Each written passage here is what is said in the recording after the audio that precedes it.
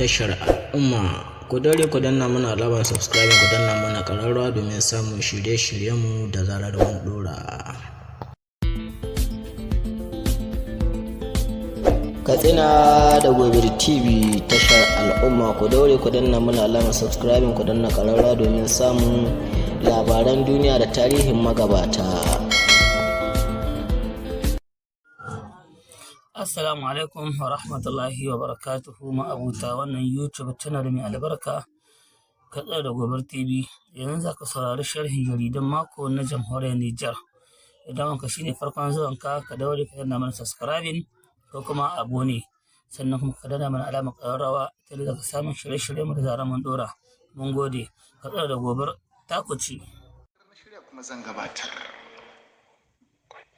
Daɗa shi kenan sakamakon binciken almandahana ya soma bayyana. Hukumar Kwaldef ta soma cika aikinta a gaishe ki hukumar yaƙi da al'amuran cin hanci da rashawa Kwaldef. An gaishe ki a ayyutautun da dai kin soma kwallo wa ƙasa alhakinta.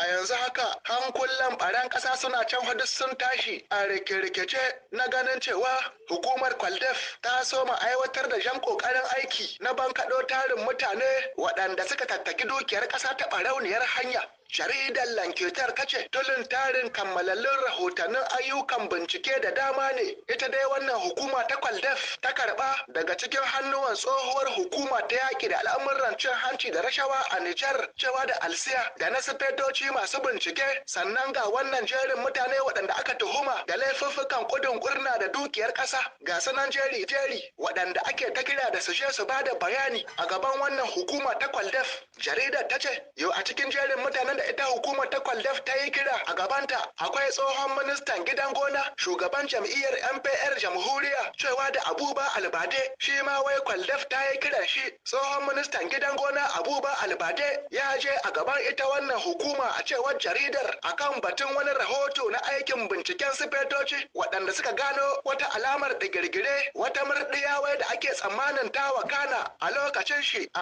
ofishin ministan gidan gona da wata gidauniyar tattalin harkokin kiwo cewa da Fosel. Jarida ta ce to wai ma kuɗi sefa nawa ne ake zargin cewa Abuba Albadan ya babbake? Shin sefa miliyan 800 ko ma dai fiye da haka? Ba amsa a jaridar.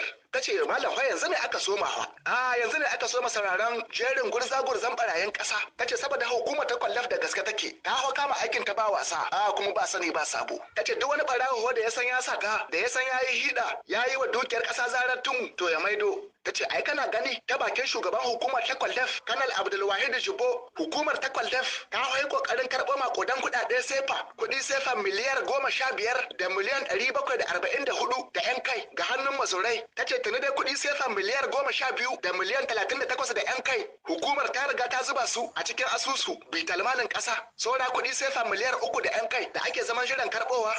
Kai a gaishe ta Kwaldef.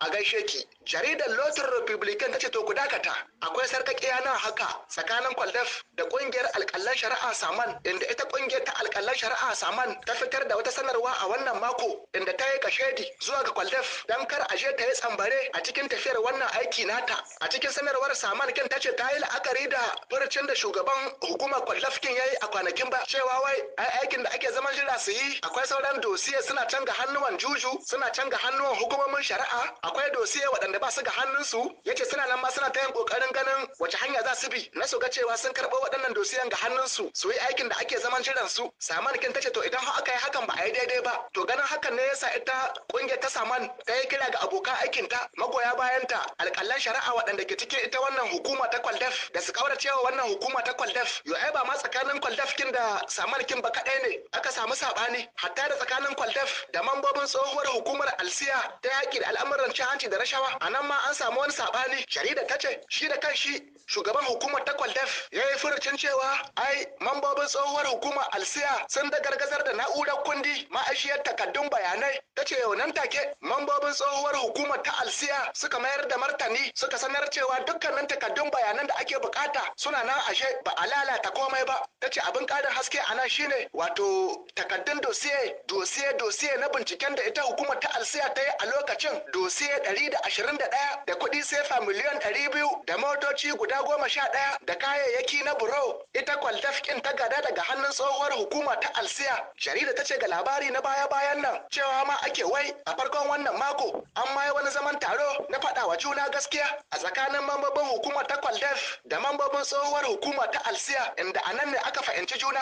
Ayo kai jama'a a dawo kan wannan maganar zinariya wadda aka yi zancen cewa zinariya kilo 578 wadda aka yi maganar cewa an dahe ta a hilin jirgin Addis Abeba, Ethiopia. Jaridar Lokanar da Shire ta ce ƙungiyar da ke yaki da bazuwar al'amuran cin hanci da rashawa ta ƙasa da ƙasa Transparency International reshen Nijar ce ta fiddo sanarwar buƙatar neman samun ƙarin haske akan wannan dudulugiya ta harakar zinariyar. Wato ƙungiyar ta gano cewa bayan fitowar da ministan shari'a ya yi ta ranar 25 ga watan Janvier wanda ya shuɗe duk dai akan wannan batu, sai gashi kuma a wata hira da shugaban ƙasa General Abdurrahman Chani ya yi da kafar RTN a wancan mako. General Chani ya ce ita wannan maganar zinariyar ƙirƙirarren labari ne na jabu wanda 'yan hana ruwa gudu suka kitsa ba gara ba sabai. Ita dai wannan ƙungiya ta Transparency International reshen Nijar ta yi kira zuwa ga dukkanin ƙungiyoyin fararen hula da su kasance tsintsiya madaurin ki ɗaya domin yin gwagwarmaya ko kowa guri ɗaya don neman samun haske akan wannan sha'ani na dai wannan harkar zinariyar kilo 1,578. Ƙungiyar ta Transparency International reshen Nijar ta ma ƙudiri aniyar kan ƙara a gaban kotu duk dai akan wannan batu. To sai a makon gobe idan fa Allah ya yi. Au gré du grand leader puissant, qui rend la nature plus belle, soyons fiers et reconnaissants de notre liberté nouvelle. Katsina da Gobe TV tashar al'umma. Ku dare ku danna mana alamar subscribe, ku danna mana ƙararrawa domin samun shirye-shiryenmu da zarar mun dora.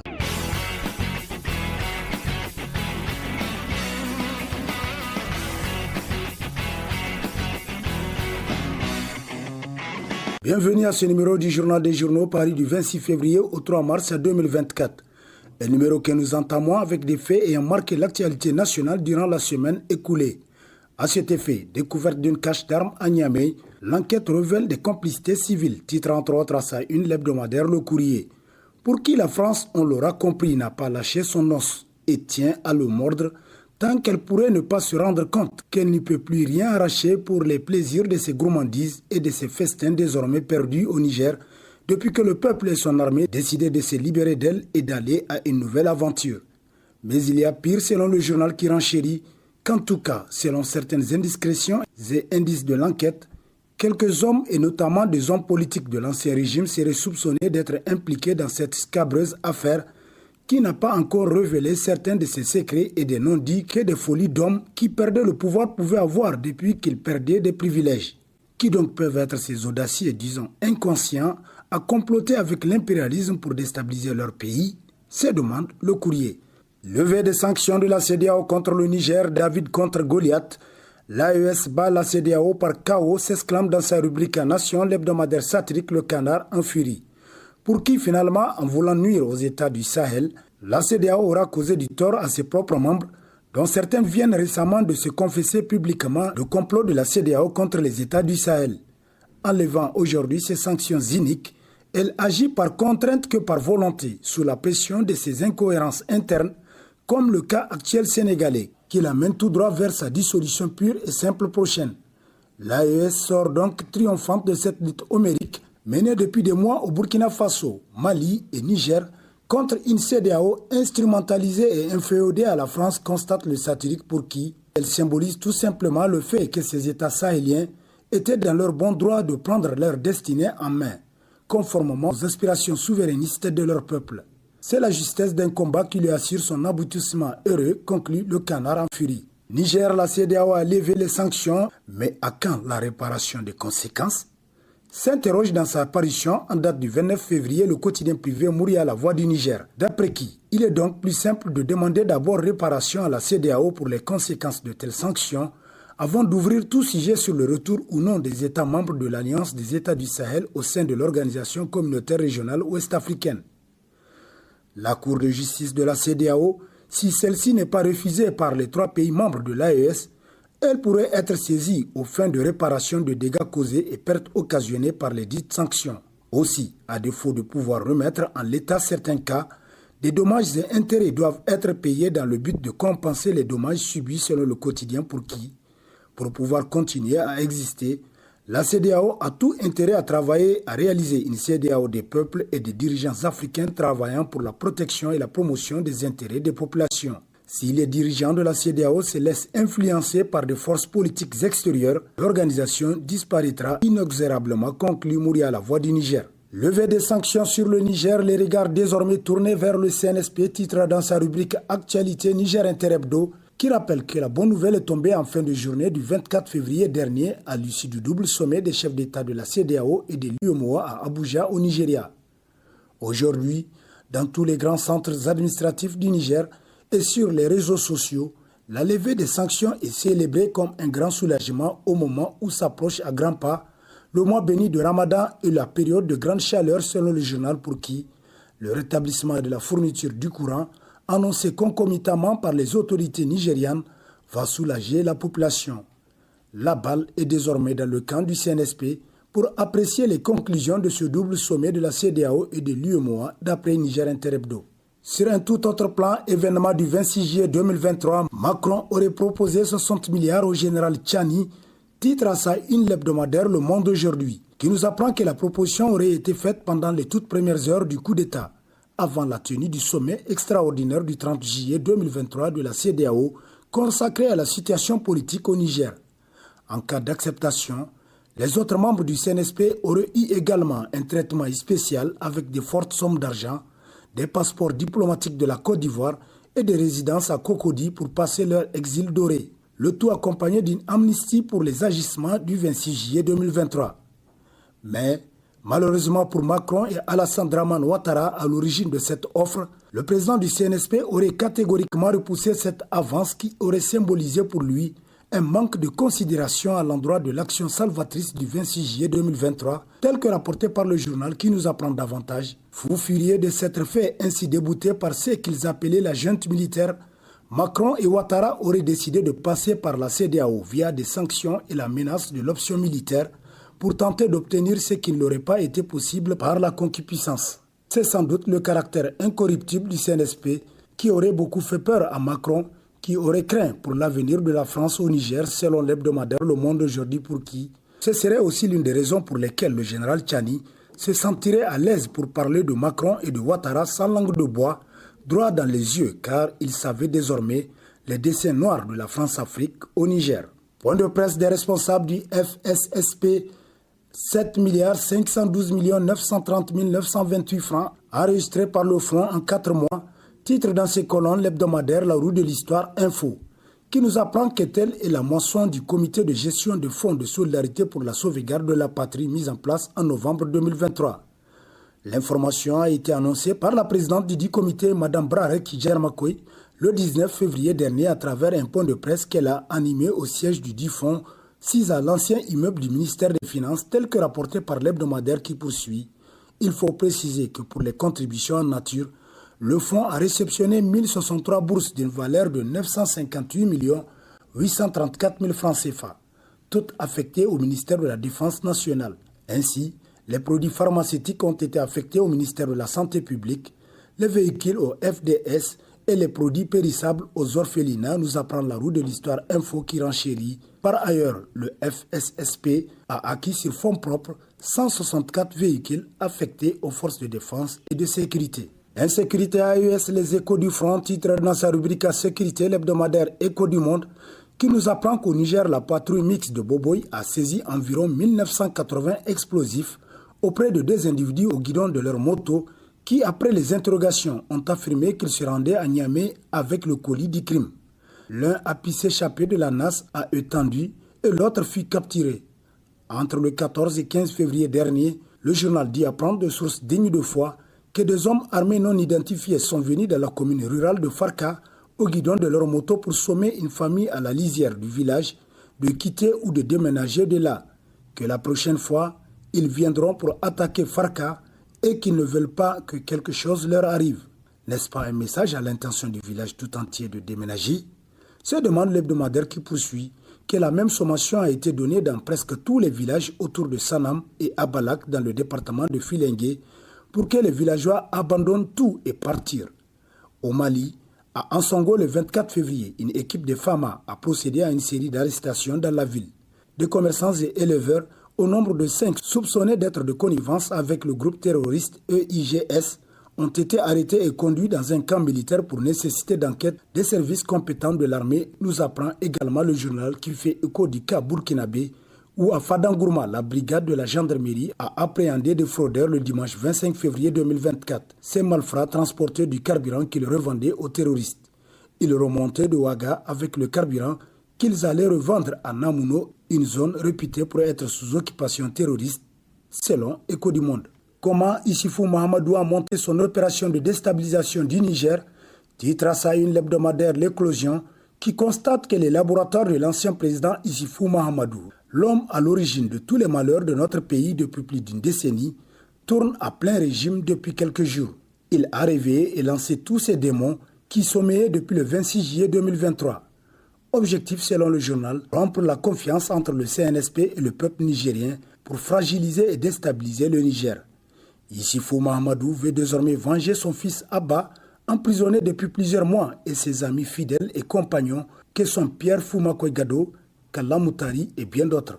Certains compatriotes l'ignorent, mais Issoufou Mahamadou ne pardonnera jamais au général Tchani d'avoir mis fin à la dynastie démocratique qu'il a mis ses 2 mandats présidentiels, son temps, son énergie, son intelligence et son argent à construire pour garder le Niger entre ses mains jusqu'à sa mort d'après l'éclosion qui conclut en priant qu'Allah veille sur le Niger et les Nigériens. Plainte contre Sylvain Ité, le barou d'honneur d'Issoufou Mahamadou, s'exclame l'hebdomadaire L'Autre Républicain qui rappelle que le 12 mai 2023, les avocats de l'ancien président de la République, Issoufou Mahamadou, avaient porté plainte à Paris contre le journal Africa Intelligence pour publication d'un article mensonger et diffamatoire. Dans la même forme, à savoir par communiqué de presse, le cabinet de Maître Illo Issoufou a rendu le 21 février 2024 le démenti de l'avocat de l'ancien président de la République du Niger, Issoufou Mahamadou, sur son implication dans le putsch, comme l'a déclaré l'ambassadeur Sylvain Ité face aux députés français. Constate le journal qui se demande « Diversion ou barou d'honneur d'Issoufou Mahamadou ?» Il est fort à parier que la plainte d'Issoufou Mahamadou n'est que de la poudre aux yeux, un petit jeu pour se faire une bonne conscience et rouler l'opinion publique dans la farine selon l'hebdomadaire qui renchérit. C'est un barou d'honneur, l'ultime combat d'Issoufou pour sauver son honneur. Sauf qu'il y a de quoi être sceptique jusqu'à preuve de contraire, à savoir la confirmation que les plaintes d'Issoufou Mahamadou sont bel et bien enregistrées au parquet de Paris, conclut l'autre républicain. Réunion des ministres de l'AES à Ouagadougou, la création de la confédération AES en marche. Titre dans sa rubrique Nation, le bimensuel Le Troisième Œil, qui nous apprend que les ministres de l'Alliance des États du Sahel, AES, se sont réunis le jeudi 15 février 2024 à Ouagadougou pour discuter principalement de la révision de la charte de l'AES et de la création d'une confédération entre le Burkina, le Mali et le Niger. Des conclusions des travaux, on retient qu'en ce qui concerne la charte de l'AES, les ministres n'ont pas jugé nécessaire de procéder à sa révision telle que rapportée par le Troisième Œil qui poursuit que cependant, tenant compte des références faites au traité révisé de la CEDEAO dans la charte et au retrait sans délai des 3 pays de cette organisation, les ministres ont convenu que le traité portant création de la Confédération prenne acte du dit retrait. Comptez pour toutes, titre dans la rubrique un message de sa parution en date du 28 février, le quotidien privé L'Enquêteur, qui s'exclame pour des données fiables et complètes sur les violences sexistes et sexuelles en Afrique de l'Ouest. Cette campagne exhortant nos gouvernements à investir davantage dans la collecte et l'analyse de données qualitatives et quantitatives et spécifiques sur les violences sexistes et sexuelles demande le renforcement des systèmes de collecte de données existants et la mise en place de nouvelles méthodes innovantes pour garantir une couverture exhaustive de tous les aspects de ces violences. L'allocation de ressources adéquates à la collecte et l'analyse de données qualitatives et quantitatives sur les violences sexistes et sexuelles. La promotion de la collaboration intersectorielle doit être améliorée entre les différents secteurs impliqués dans la collecte et l'utilisation des données, y compris la justice, la santé, l'action sociale, la police et la société civile afin d'assurer une approche holistique et intégrée. Compter pour toutes exhorte donc les gouvernements de la région à prendre des mesures concrètes en inscrivant une ligne budgétaire dans les lois des finances en faveur du système de collecte de données fiable et complet. Agissons, s'exclame en conclusion l'enquêteur. La sécurité privée civile au Niger, état de lieux et défis, titre dans sa rubrique Contribution l'hebdomadaire Le Nouveau Républicain, pour qui, malgré la dynamique actuelle du secteur de la sécurité privée civile au Niger, celle-ci souffre d'un manque de régulation qui tend à aggraver son efficacité d'ensemble. Le secteur de la sécurité privée, englobant un grand nombre d'activités, la réglementation future devrait régir le plus grand nombre possible en évitant des lacunes et en précisant les domaines dans lesquels les entreprises de sécurité privée ne sont pas censées opérer.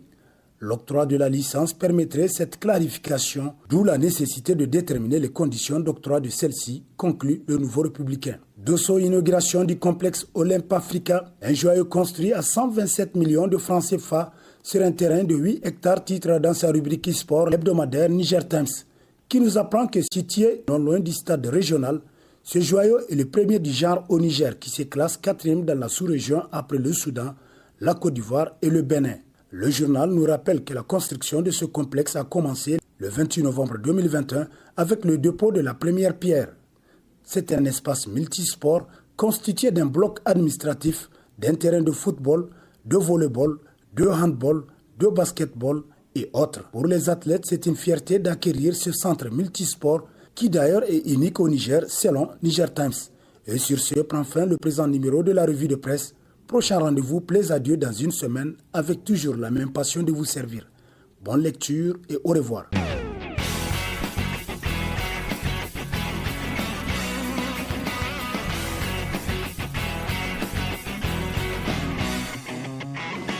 Katsina da Gobe TV tashar al'umma. Ku daure ku danna mana alamar subscribe, ku danna mana ƙararrawa domin samun shirye-shiryenmu da zarar mun dora. Chantons les Africains, chantons la belle Afrique, chantons ces beaux palmiers, la forêt magnifique, le café, le coton, le riz et les lougans. Chantons la belle Afrique, chantons ses enfants, nous sommes les écoliers de... Assalamu alaikum wa rahmatullahi wa barakatuhu. Al'umma masu bibiyar wannan tunan lamu mai albarka mai suna Katsina da Gobar, muna mako fata alkhairi, barkamu da warhaka, barkamu da sake saduwa da mu a cikin wannan shiri namu na musamman. Muna miƙa gaisuwa ga shugabanninmu da kuma al'ummar Nijar gabaki ɗaya da inda suke. Zan yi amfani da wannan dama 'yan Nijar muna gode ma Allah, mu ƙara gode ma Allah. 'Yan Nijar muna yin addu'a, mu ƙara tashi da addu'a ta neman tsari daga Allah subhanahu wa ta'ala ya kare mai tsare mu da dukkanin sharrin wani mai sharri. Alhamdulillah, alhamdulillah, alhamdulillah rabbil alamin. Wannan tunatarwa ce da zani akan al'umma 'yan ƙasa ta 'yan jamhuriyar Nijar. Wannan al'amari da ya faru na juyin mulki, Allah ne ya kawo shi, kuma Allah ne ya ji tausanmu, ya agaza mana, ya kawo mana wannan sozawa domin cikin ikon shi da hikimar shi su kawo sauyi a jamhuriyar Nijar. Ba don haka ba, wallahi da yanzu Nijar wata magana ake yi, ba da yawa ta yanzu ba. Godiya ta musamman zuwa ga shugaban ƙasa Bulgaria Janar Abdurrahman Umar Chani. Godiya ta musamman zuwa ga Firayim Minista Alhaji Muhammad Lamin Zain. Godiya ta musamman zuwa ga ministrorinmu da kuma ma'aikatan da kai tsaye suka jajirce domin ganin ƙasarmu ta girku don ci gaban kanta da kanta. Allah ya taimaka mana, Allah ya samu dace. Kira na musamman zuwa ga CNSP, hukumar ceton ƙasa ta jamhuriyar Nijar. da kuma gaisuwa da roƙon iri da kuma roƙo zuwa ga shugabanninmu na ƙasar Nijar. Shekaru da yawa kusan 56 ma zan ce ko da 7 an yi gwamnatoci da yawa na horar hula, ana farfagandun siyasa.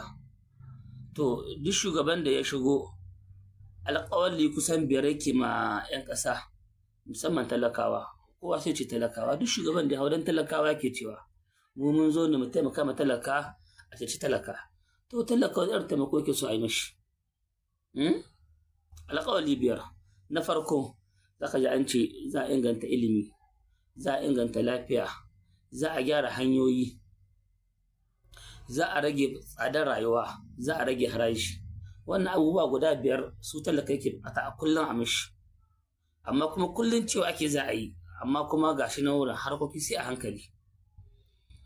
To abin da yake bani mamaki, duk wanda ya hau shugabanci da ce da idan talakawa, amma kuma kullum talaka ke cikin wahala, kullum talaka ke shi ga jikin shi, kullum talaka ke neman tuwo. Ina da ka tahiya neman tuwo, daga ina kake neman tuwo, ina ka dawo neman tuwo, tuwo.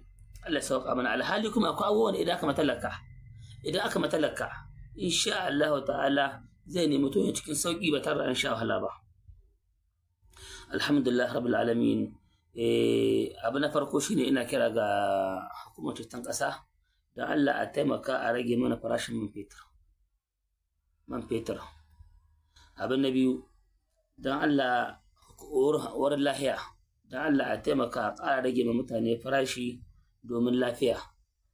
Abu na uku, a gyara mana hanyoyi na cikin ƙasarmu gabaki ɗaya. Abu na 4, a ƙara inganta harkar ilimi da kuma noma da kuma kiwo, saboda noma da kiwo su ne ke jagorancin kowace ƙasa. In ta ci gaba to da noma da kiwo ba a ci gaba da yunwa. Alhamdulillah rabbil alamin. Wannan shine kirana da kuma roƙona zuwa ga hukumar ceton ƙasa. Na gode. Kada ku manta, idan wanga shine zuwan ku na farko to kuma subscribe, sannan kuma alama ƙararrawa domin samun shirye-shiryen mu da mun dora. Katsina da Gobar ta kuce, ta mace, ta al'umma ce ga baki ɗaya. Kuma zai yi amfani da wannan dama al'umma na ƙasar Libya, 'yan Nijar mazauna ƙasar Libya, Alger, Nigeria, Cote d'Ivoire, Sudan da sauran ƙasashe. Saƙonin ku suna isarwa, kuma insha Allah ta'ala za su kai zuwa ga shugabanninmu bi idnillahi ta'ala. Wassalamu alaikum wa rahmatullahi wa barakatuhu. Nijar, ƙasata, ƙasarka, ƙasar al'umma gaba ɗaya. TV tashar al'umma, ku daure ku danna mana alamar subscribe, ku danna mana ƙararrawa domin samun shirye-shiryenmu da zarar wani. Abokan hulɗarmu, alfaharinmu, ku ba su amana, su rage amana, su ba ku amana a cikin aminci da amana. Tunani na Tinubu yana hawa za mu ci wannan. 1, mu ci wannan. 2, mu sai wannan. 3, kai har da wannan. 4, mu sha wannan. 5, mu tsotsa wannan. 6. Yau sai gahi, sai dai mu ci wannan. 1, mu ci wannan. 2, kai har da wannan. 3, ka duba wannan. 4. Allah ka sa mu fi karfin abin da ya fi karfin mu. Amin.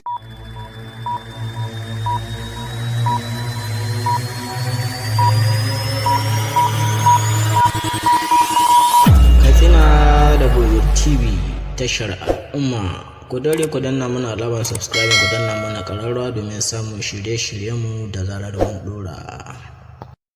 A ɗaure wando kawai, kowane ne ya zo ƙasarmu ya zo mana da wani zancen banza za mu kore ka, ka yi tafiyar ƙasarmu ne, kuma abin da muke so a ƙasarmu shi za mu ga arzikinka ana fidda shi kowane safe sai abin da ka miƙa maka. A'a, ajewa za ka yi, mu duba rabonka mu baka.